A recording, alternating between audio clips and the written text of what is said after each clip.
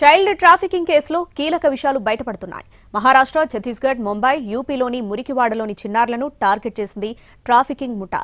నిరుపేద కుటుంబాలకు చెందిన వారిని లక్ష్యంగా చేసుకుని పిల్లలను కొనుగోలు చేసింది ముఠా. ఆ పిల్లలను వెస్ట్ బెంగాల్, చెన్నై, తమిళనాడు, బెంగళూరు, హైదరాబాద్, ఏపీలో పిల్లలు లేని తల్లిదండ్రులకు అమ్ముతుంది. ఇప్పటి వరకు 27 మందిని అరెస్ట్ చేసిన పోలీసులు 14 మంది చిన్నారులను రెస్క్యూ చేశారు.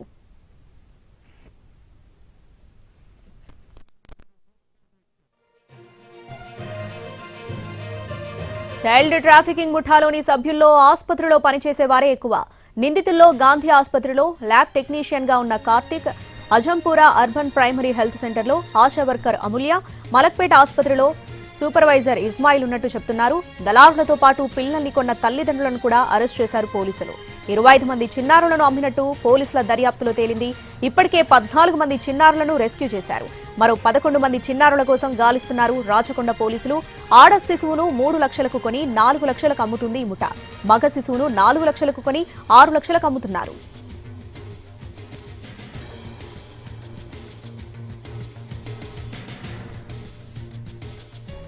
చైల్డ్ ట్రాఫికింగ్ కేసులో కీలక విషయాలు బయటపడుతున్నాయి. మహారాష్ట్ర, ఛత్తీస్గఢ్, ముంబై, యూపీలోని మురికివాడలోని చిన్నారులను టార్గెట్ చేసింది ట్రాఫికింగ్ ముఠా. నిరుపేద కుటుంబాలకు చెందిన వారిని లక్ష్యంగా చేసుకుని పిల్లలను కొనుగోలు చేసింది ముఠా.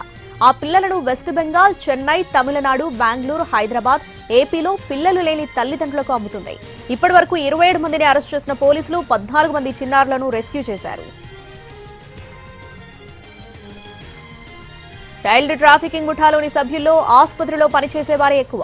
నిందితుల్లో గాంధీ ఆసుపత్రిలో ల్యాబ్ టెక్నీషియన్ గా ఉన్న Karthik, Azampura urban primary health సెంటర్లో ఆశా వర్కర్ అమూల్య, మలక్పేట ఆసుపత్రిలో సూపర్వైజర్ ఇస్మాయిల్ ఉన్నట్లు చెప్తున్నారు. దళారులతో పాటు పిల్లల్ని కొన్న తల్లిదండ్రులను కూడా అరెస్ట్ చేశారు పోలీసులు. 25 మంది చిన్నారులను అమ్మినట్టు పోలీసుల దర్యాప్తులో తేలింది. ఇప్పటికే 14 మంది చిన్నారులను రెస్క్యూ చేశారు. మరో 11 మంది చిన్నారుల కోసం గాలిస్తున్నారు రాచకొండ పోలీసులు. ఆడ శిశువును 3 లక్షలకు కొని 4 లక్షలకు అమ్ముతుంది ముఠా. మగ శిశువును 4 లక్షలకు కొని 6 లక్షలకు అమ్ముతున్నారు.